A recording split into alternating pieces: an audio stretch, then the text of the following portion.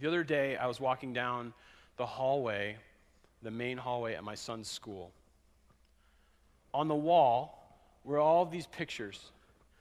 They were second, third, fourth graders probably. They were holding whiteboards. And on the wall, there was a question. It said, "Who are you and what defines you?" Who are you and what defines you? And so you got second, third, and fourth graders answering the question, who are you and what defines you? And some of them, it was a kid, smiling with a board, and it said, "I'm an athlete. I love soccer." You're like, that's cool, right? One said, "I get good grades." And you're like, we all know that girl. She's type A. She's going to be CEO someday, right? I get good grades. One of them said, "I make friends easily." And she had a smile sort of like Lori.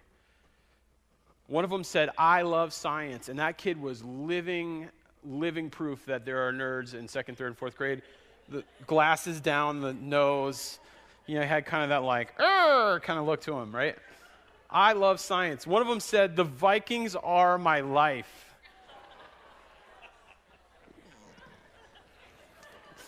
I mean, we could preach sermon series on why that's a terrible idea. And I kept looking down this wall, and I'm just kind of giggling at some of the things that are written. And I get to this one, and there's this boy there, and he doesn't have a happy look on his face. You can see on his face that there's not great stuff going on in his life.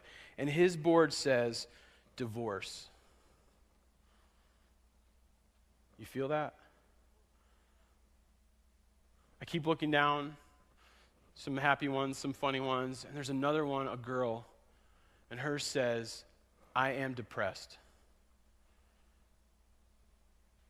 And I'm like, what is going on here?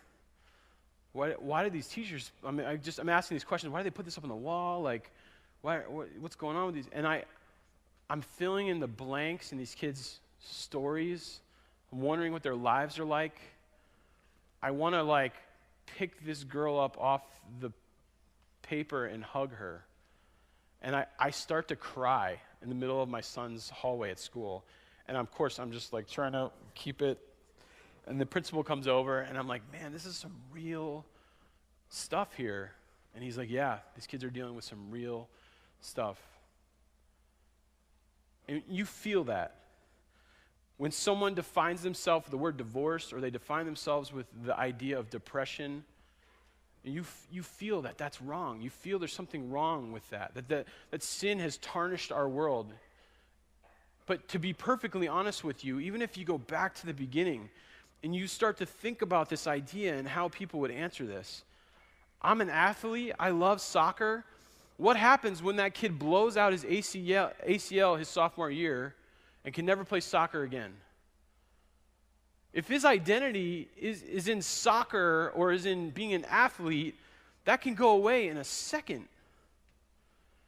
And what about the girl who says, "I get good grades"? What happens when she goes to Princeton and has to take drugs to stay up all night long to keep up because her entire life is about achievement? What about the girl who says, "I make friends easily"? What happens when the first time a friend group rejects her, is catty with her, stabs her in the back?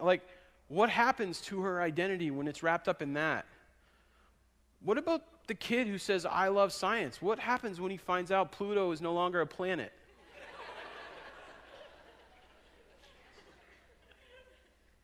And I'm not even going to touch the Vikings kid. Are you kidding me? It's a lifetime of pain that kid's about to deal with. I don't know what's on your whiteboard. I don't know, but I'm telling you that if your whiteboard says anything other than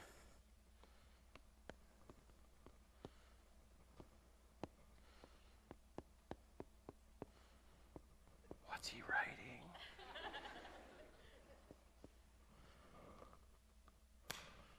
You could throw away the pen after you write this.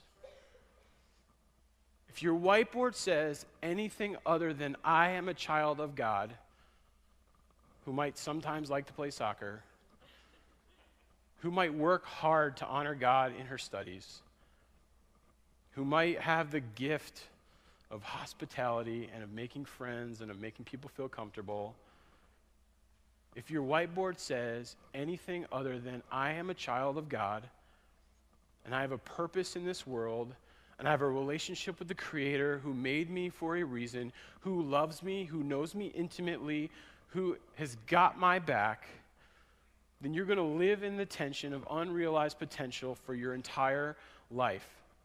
If any other little g God becomes the thing on this whiteboard that you define yourself by, you're going to be stuck. You're going to live with unrealized potential. You're going to wonder what everybody else is talking about when they talk about their relationship with God. This is where it begins. Now is a fantastic time to go back and reassess, what do I have on this whiteboard? What is number one in my life? What is the thing that is guiding and defining who I am? And if it doesn't say this, it's going to be a very long year. And if you have anything else, now's the time to wipe it away and to reaffirm who you are in Christ.